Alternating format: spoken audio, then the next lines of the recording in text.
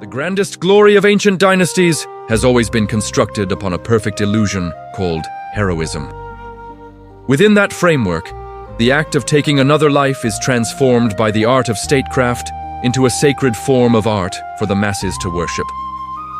When a king desired to expand his territories, consolidate his throne, or eliminate rivals, he could not take to the battlefield alone. Instead, he had to create a sophisticated system of psychological manipulation to borrow the hands of others to fulfill his ambitions. The entire concept of greatness, courage, and military exploit is, in reality, nothing more than an invisible tool of crowd control techniques designed to legitimize and glorify the most brutal of conquests. The essence of ancient power was expansion and annihilation.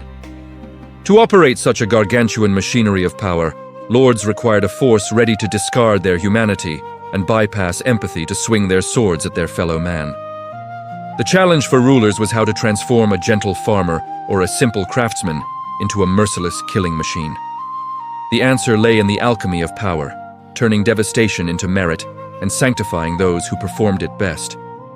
By bestowing wealth, titles, land, and accolades, the imperial court created a new value system. In this world, the lives of enemies were appraised in pieces of silk, gold coins, and tablets certifying one's status. From the moment this value system was born, a terrifying conceptual substitution took place. The act of killing a human being, which goes against every law of survival and peace, was suddenly draped in the blinding light of righteousness. Those bearing the title of hero rushed into battle not because they were inherently cruel, but because they were dazzled by the artificial aura cast by their superiors. They gathered spoils of war and calculated the number of those fallen beneath their blades like merchants counting lucrative merchandise. Statecraft succeeded by making soldiers believe they were not destroying flesh and blood sentient beings, but merely clearing obstacles on the path to the pinnacle of fame.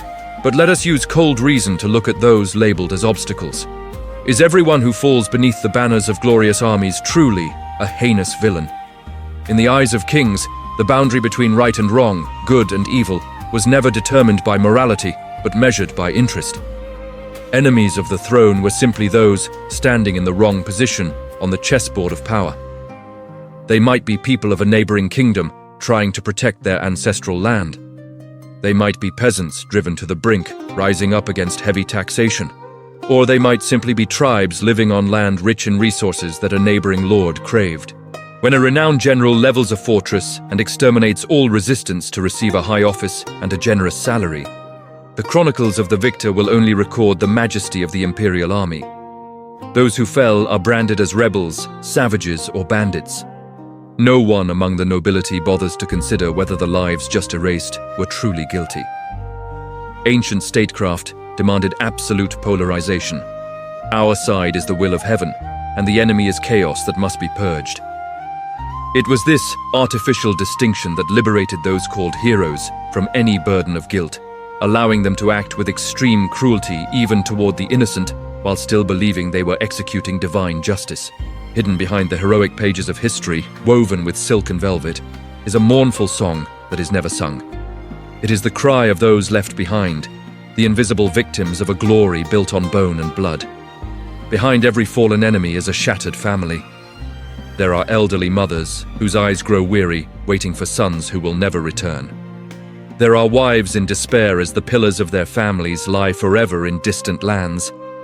There are children growing up in deprivation and resentment, or becoming slaves to the very people who granted the title of hero to the man who killed their father. The court understood these pains clearly, but the art of governance forbade the awakening of compassion. Empathy is the poison that destroys the will to fight.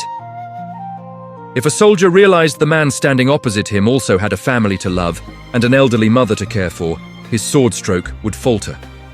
Therefore, the propaganda machine of the monarchy had to work at full capacity to dehumanize the opponent. The enemy was not permitted to be human, and they were depicted only as dark shadows or wild beasts that needed to be culled. By stripping away the humanity of the foe, the superiors erased the truth of family tragedies, keeping the dynasty tapestry of glory beautiful and clean. The cruelty of statecraft was also manifested in the deliberate promotion of total devastation as a means of intimidation. great massacres or the wiping out of entire villages did not necessarily stem from the innate brutality of the soldiers, but from the unspoken orders of the throne. The king needed to sow extreme terror in the minds of those who intended to resist. No tool of deterrence is more effective than showing that the price of resistance is total annihilation. In such situations, the executioner of orders, though his hands were soaked in blood from killing even the weakest, was still hailed as a paragon of loyalty.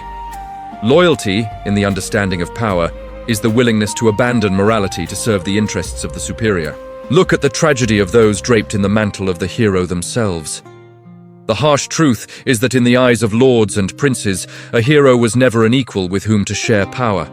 They were, in fact, merely sharp swords forged to be used in times of crisis. When the country was threatened, when the throne wavered, that sword was cherished and brandished before the world. Every brutal act that sword committed was excused, or even praised as superior ingenuity, yet the laws of power are always cold. When the external threat ended, when the rebels vanished, the status of the sword suddenly changed.